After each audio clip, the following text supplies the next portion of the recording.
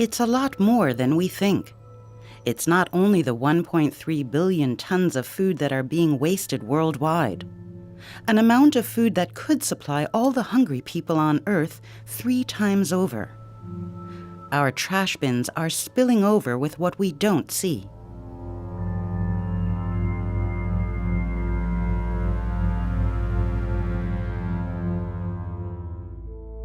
Whether north, south, east, or west, food waste and losses affect everyone.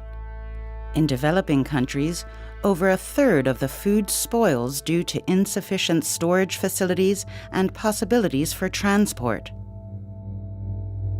In industrialized nations, the same share is thrown away by commerce, the hospitality industry, and individual households.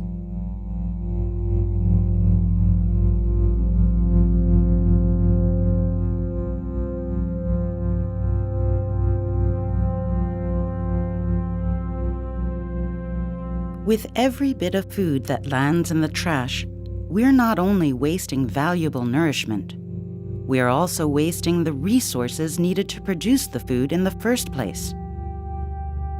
From water, farmland, and energy, to labor and investments. By exporting foodstuffs and animal feed, countries export their scarce resources too. With each apple that's thrown away, we dispose of enough drinking water to flush a toilet 7 times.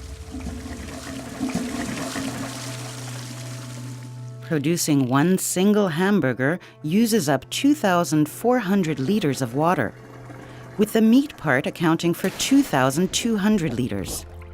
With every burger, we consume enough water to fill 16 bathtubs.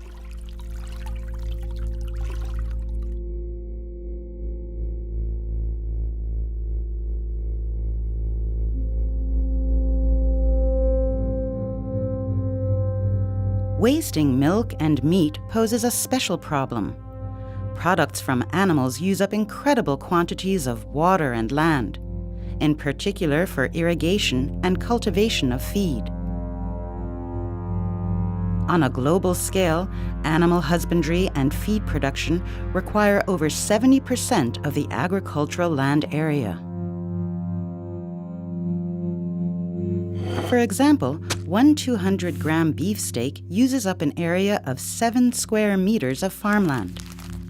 That means, for every steak that spoils, we end up wasting farmland where 27 kilograms of potatoes could be grown.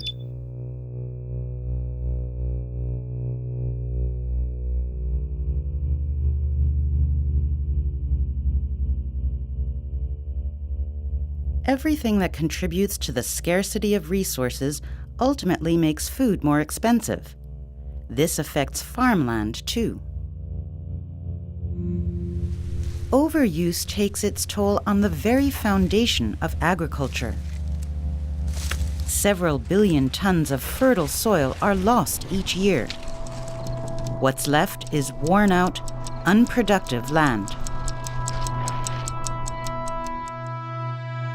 By letting less food go to waste, we regain valuable farmland necessary to feed the growing world population.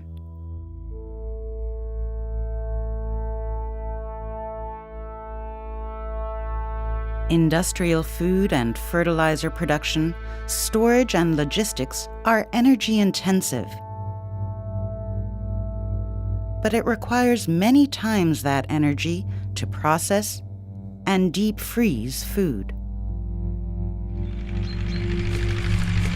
Above and beyond this, increased livestock produces more climate-relevant gases than the transport sector worldwide. As a result, food waste ranks as a top emitter of greenhouse gases.